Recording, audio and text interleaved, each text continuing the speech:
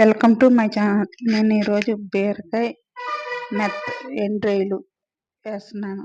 ముందు ఎండ్రాయిలు మొత్తం అంతా శుభ్రం చేసుకోవాలి. ఇవన్నీ తలకాయలు, తోకలు ఇవన్నీ శుభ్రం చేసుకోవాలి.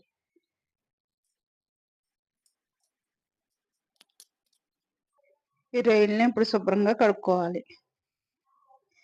దీంట్లో ఇసుక గట్ట అవన్నీ ఉంటాయి కాబట్టి కొద్దిగా కూర వేడి నీళ్ళలో వేసుకొని కడుక్కోవాలి శుభ్రంగా. బీరకాయ ఎండ్రాయిలకి కావాల్సినవి ఉల్లిపాయ ముక్కలు, ఉప్పు, కారం, పసుపు, కొద్దిగా కరివేపాకు, కొద్దిగా ఆయిల్. నేను కళాయి పెట్టుకొని కొద్దిగా ఆయిల్ వేసుకోవాలి. ఒక 2 స్పూన్ దాకా ఆయిల్ వేసుకోవాలి. ఆయిల్ కాగాక రొయ్యలు వేసుకొని వేపుకోవాలి. రొయ్యలు పచ్చివాసన పోయేదాకా వేపుకోవాలి.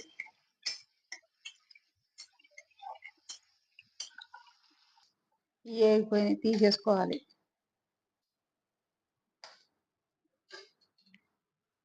దీనిలో ఉల్లిపాయ ముక్కలు వేసేసుకోవాలి.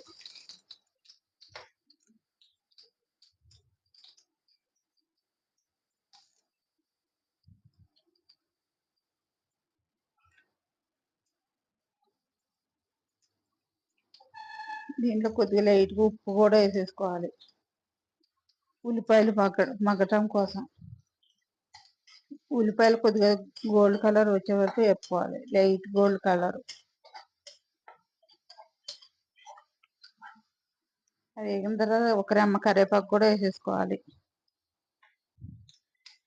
వేసుకున్నాక ఒకసారి కలిపేసుకోవాలి.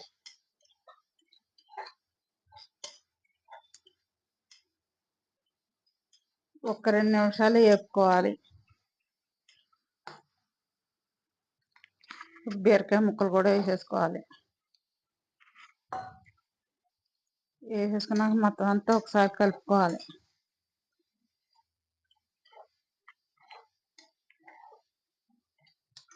మొత్తం బాగా కలిసేలాగా కలుపుకోవాలి.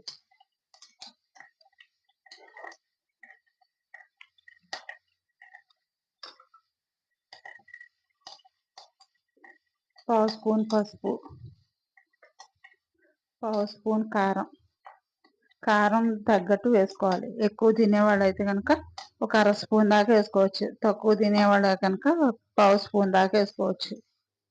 వేసుకున్నాక ఇవన్నీ మొత్తం బాగా కలుపుకోవాలి.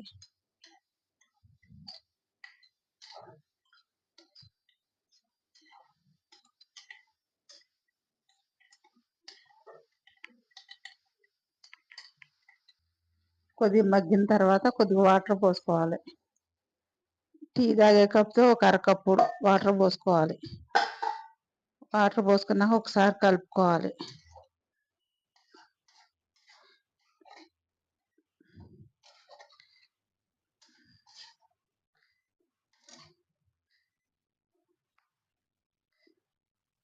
కలుపుకున్నాక మూత పెట్టుకొని సిమ్లో పెట్టుకొని మగ్గించుకోవాలి.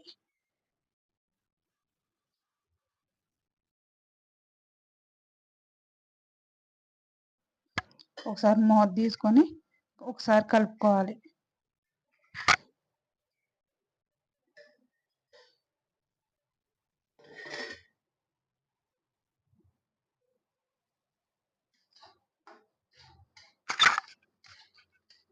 ఇలా బాగా కలుపుకోవాలి. ఈ సగం ఉడికాక అప్పుడు రొయ్యలు వేసేసుకోవాలి. ఇదంతా బాగా వాటర్ అంతా ఎగిరిపోయేదాకా బాగా దగ్గరకు వచ్చేలాగా ఉడకనివ్వాలి. సిమ్లో పెట్టుకొని ఉడికించుకోవాలి.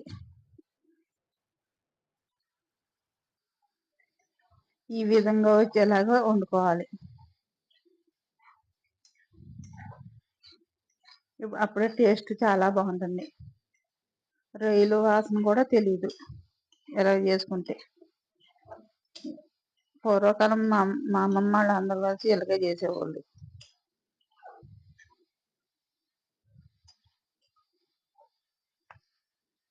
బీరకాయ ఎండ్రాయిలు రెడీ అయిపోయింది. ఇది కనుక నచ్చినట్టయితే కనుక లైక్ చేయండి, షేర్ చేయండి, సబ్స్క్రైబ్ చేసుకోండి. బెల్ ఐకాన్ క్లిక్ చేయండి. ఇది ఒక బౌల్‌లో తీసేసుకోవాలి.